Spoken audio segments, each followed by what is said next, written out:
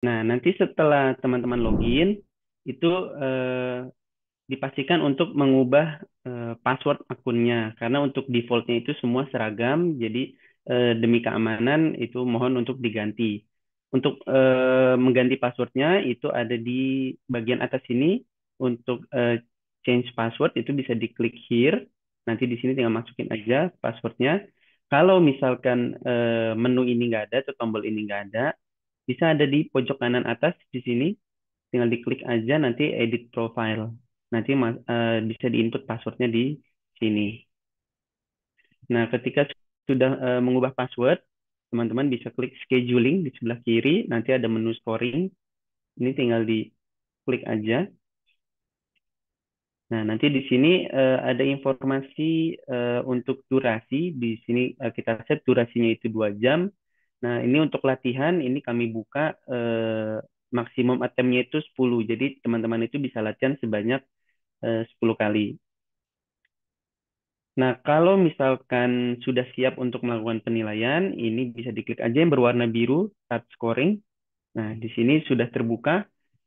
Di sini ada timer 2 jam. Di sini ada agent per interval, ini tinggal di scroll aja. Ini ada shift-nya 1 sampai 6. Di sini ada parameternya. Nah, untuk datanya, ini bisa klik tombol di atas sini ada download data. Ini coba kita klik.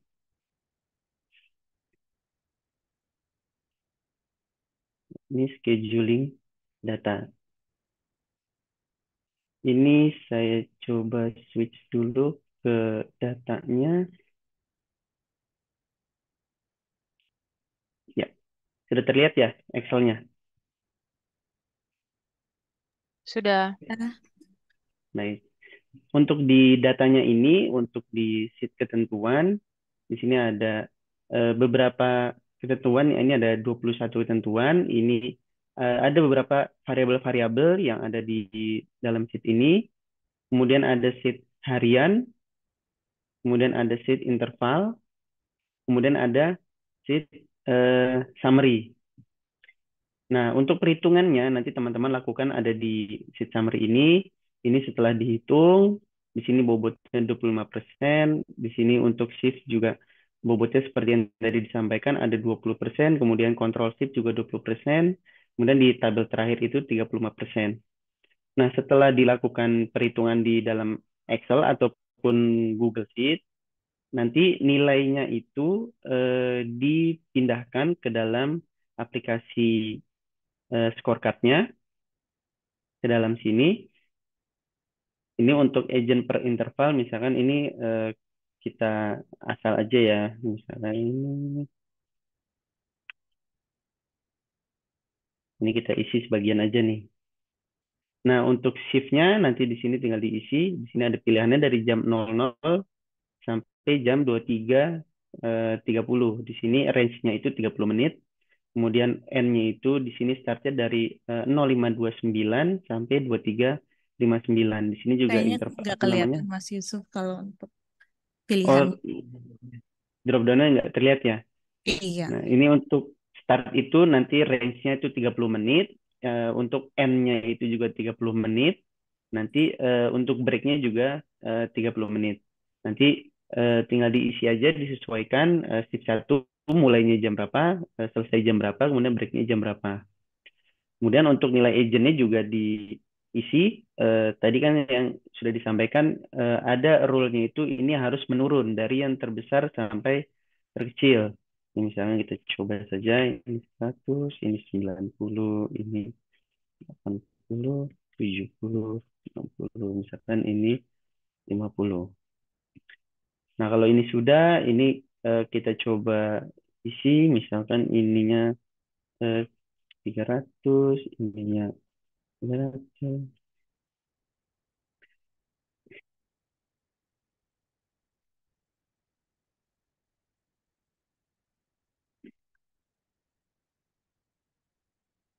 Nah, kalau misalkan sudah diisi semua, teman-teman bisa klik aja di sini submit and log. Tapi kalau misalkan masih ragu, ini tinggal di cancel aja. Nanti bisa direview kembali untuk jawaban-jawabannya. Jika sudah, ini tinggal diklik submit. kemudian submit and lock. Nah, di sini sudah selesai, skornya sudah keluar. Nah, tadi kan ada yang bertanya untuk pembagian bobotnya itu berapa dari 20 itu, sedangkan shiftnya hanya ada 6.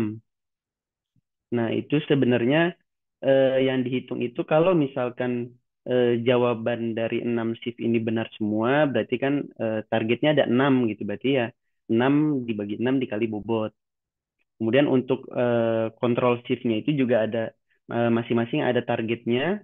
Jadi kalau misalkan targetnya semua tercapai, poin-poin kontrol itu nanti tinggal dikali bobotnya 20%. Jadi bukan 20% dibagi 6 shift gitu ya. Jadinya berapa shift yang benar gitu, jawaban shift yang benar itu nanti baru dikalikan bobot. Seperti itu. Nah, kemudian jika misalkan saat lomba nanti ada kendala jaringan atau kendala perangkat gitu ya, biasanya sih yang jadi pertanyaan itu untuk timernya bagaimana? Kalau misalkan jaringannya putus ataupun misalnya ada kendala di perangkat, untuk timer itu akan tetap berjalan gitu. Dan untuk jawaban yang apa namanya yang sudah diisi itu ya akan tersimpan kapan terakhir eh, perangkat kita itu nyambung ke servernya.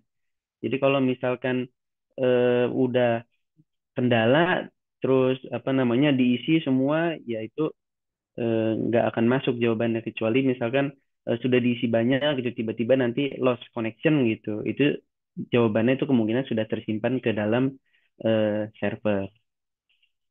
Seperti itu untuk aplikasi eh, penilaian scheduling. Kira-kira seperti itu, Mbak Alia. Baik, Untuk terima kasih tesnya Mas apakah ada Yusuf. yang ingin ditanyakan? Mungkin Ya, ada yang ingin ditanyakan, silakan. ya melanjutkan kembali Mas Yusuf, Mbak Alia maaf ya, biar Ya, lebih jelas. Ini Silakan. terkait tadi penjelasan terkait persentase di tabel 2 pembagian shift tadi ada harus benar karena kan tadi misalkan jawaban 6 per 6 kali 2 kali bobot 20 gitu ya Mbak Mas Yusuf Betul, ya. Nah, ya, di awal juga ada penjelasan apakah NIT itu udah absolut tidak ada lagi pendekatan mendekati dikatakan benar itu. Atau gimana nih mohon penjelasan lebih lanjut. Tadi ada kalau di awal kan penjelasan nilai mendekati ya, betul. nah, itu apakah gimana nih terkait relasi ke sana Mbak? Terima kasih. ya. Untuk nilai mendekati itu ya, jadi sebenarnya perhitungannya itu dari kan ada yang nilai agentnya ya.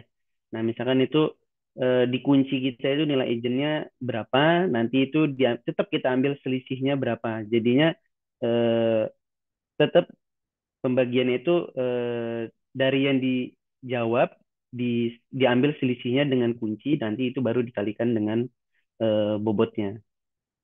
Seperti itu, Mas. Jadi tetap untuk selisihnya itu tetap ada toleransinya itu tetap kita ambil.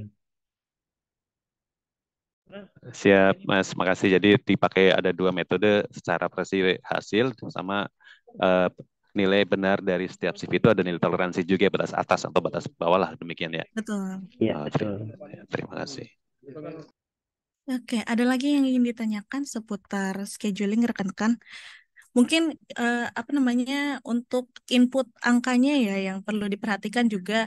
Kalau untuk yang persentase, mohon dapat memperhatikan dua angka di belakang koma ya rekan-rekan. Kemudian untuk agent kan tentunya agent itu nggak mungkin nilainya koma ya rekan-rekan. Jadi memang harus angka absolut yang harus dimasukin gitu. Jadi tidak ada koma di belakang ya untuk input angka agent. Alia, Ya, saya dari DBS mau silakan. tanya, ini untuk penggunaan terang itu boleh tahu nggak gunanya apa? Karena kami itu dari DBS nggak gunakan terang untuk untuk menunjukkan scheduling.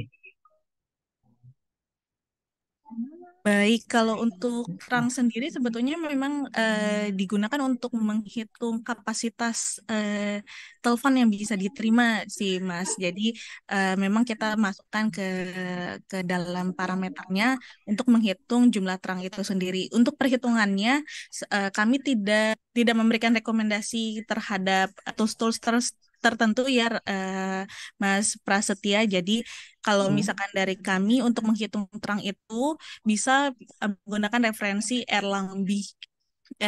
Jadi kan kalau di Erlang Tools tuh ada Erlang C, ada Erlang B ya. Jadi kalau untuk menghitung terang sendiri silakan dicoba menggunakan Erlang B. Tapi untuk websitenya atau mungkin kalkulatornya cari di mana itu bisa dilakukan sendiri ya oleh teman-teman peserta. Jadi itu maksudnya ada call yang diterima ya, Betul, call yang betul. di pick up. Oh, oke. Jadi bukan incoming call sih ya, tapi Iya, iya, lebih iya. ke saluran terangnya Yang gitu.